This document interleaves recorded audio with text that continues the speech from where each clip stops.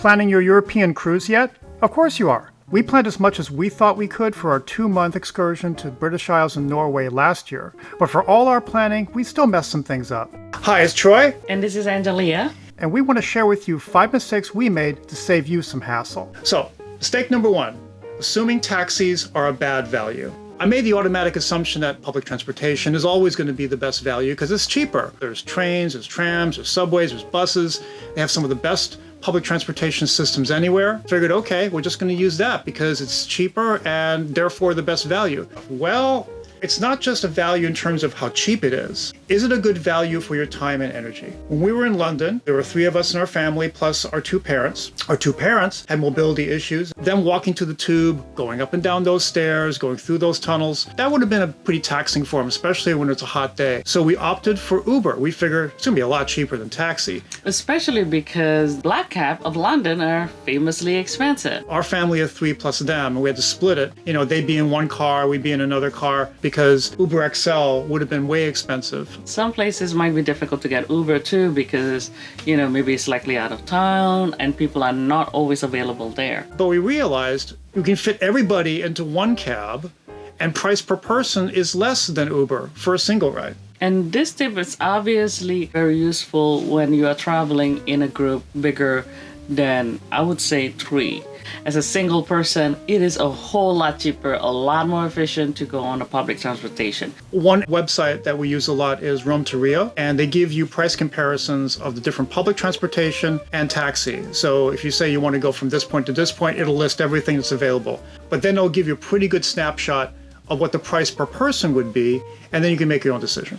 Okay, so our second mistake is travel insurance. Our problem is we have too many travel insurance. We have so many coverage from different credit cards and also the independent coverage that we bought that I did not read all the fine print. So here's our story. We decided to fly into Gatwick. It was the only airport in London that has a direct train to Southampton. So we thought we'd be smart and we'll just get out of the plane, go into the train station, which happened to be inside the airport itself, and then go directly to Southampton.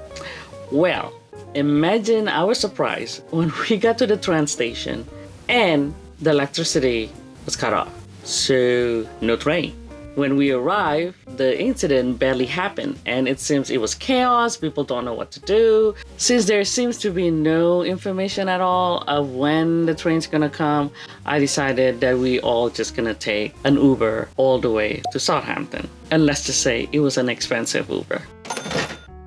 I figured that I'll just wait until I got home and file all this travel insurance just to find out that, well, I'm supposed to do that within 1 month of the incident.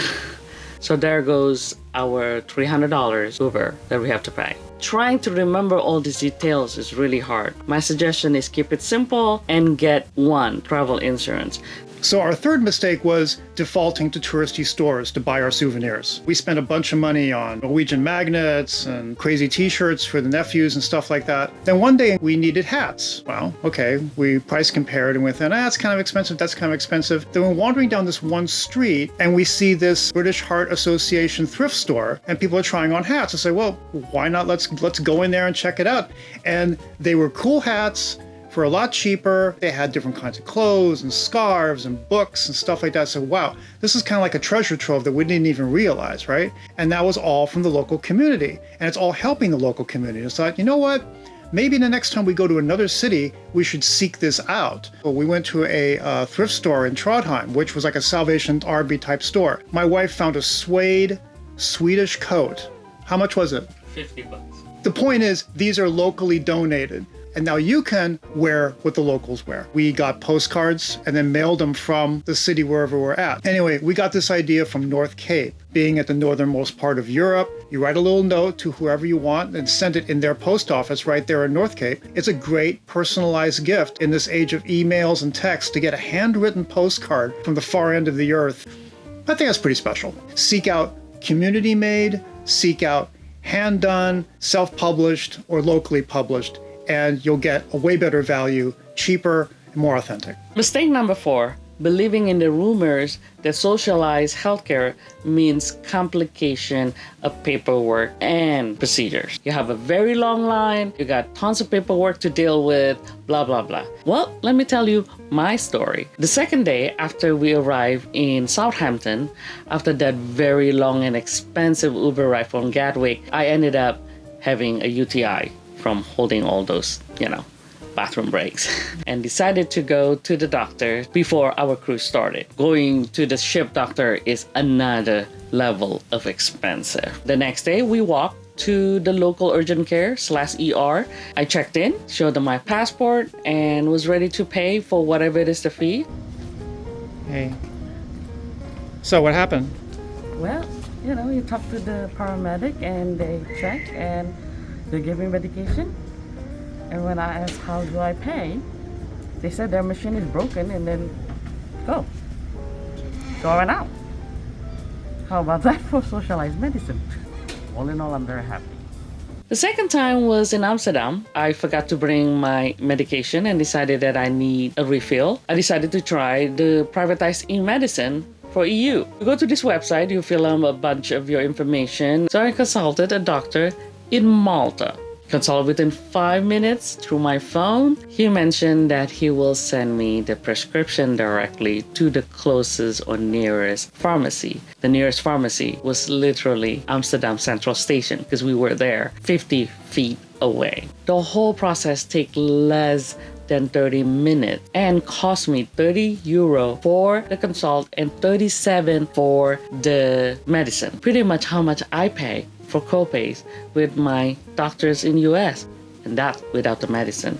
And mistake number 5 was not knowing our consumer rights in Europe. We know of the Europe travel summer meltdown in 2022. Now, we didn't expect a complete meltdown like the year before, but, we were kind of bracing ourselves a little bit for things might break down, and they did. So we're flying back to the US to join another cruise in Seattle. We booked a flight out of Amsterdam the day before, which connected in Ireland, then on to Seattle. We gave ourselves a full travel day for this to make sure we didn't miss our cruise.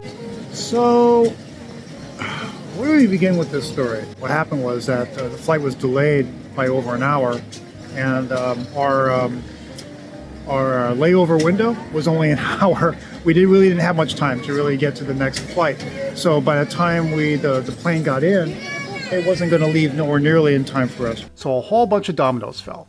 We canceled the flight from Amsterdam, canceled our connecting flight, and canceled our cruise. Worse, our luggage on the Amsterdam flight never got off the plane. They said it was here. We waited 3 hours for our luggage. They referenced against our luggage tag numbers. We waited 3 hours, and then I come back, had to stand in line again, wait for the agent. They said he called them again, said, oh no, we can't find any more luggage except a bicycle. So they don't have our luggage. So now I waited 4 hours for nothing, had to file a report, and we don't have any luggage. So we're stuck in Amsterdam. No flight home, no luggage, no place to stay. The next available flight back to LA was in 4 days, so we still needed a hotel, new clothes, and everything else, and new luggage. So here's the thing. No one came out to say we have the right to compensation for most of this outside of our travel insurance. Turns out Europe has laws in place that require airlines to compensate for travel cancellations and delays up to $650 per person. But the laws were many and sometimes vague. So we winged it and asked the airline what they would cover. Turns out, a lot. From hotels, food, supplies, and necessary transport from the airport to the hotel. The only caveat was that these costs needed to be within reasonable limits, which meant nice but not excessive. It's pretty flexible. For example, this was our stay at Amsterdam, which is a boutique hotel in a nice part of town. This is the luggage we bought downtown at a budget store. Not bad. Just try to play it safe and not stay at the Four Seasons or shop at Gucci. Of course, we had to save all the receipts from the original vendors we patronized. No detail was too little to document, so save everything. So if you're in a situation like that, assume you have more available to you than you think. Then study up and ask the airline directly. It does take work, but it's worth the effort. We eventually stayed in Amsterdam for 4 days, getting new clothes and luggage, and flew home. All went well in the end. We received all our reimbursement within 2 months. Once it is approved, the money was wired pretty much overnight. And we got our luggage back in 3 months. We got lucky on that one. Yeah. So we expected we're never going to see our luggage again. Yes. Any mistakes that you guys made that you could share, maybe we can learn from? Leave a comment and let us know.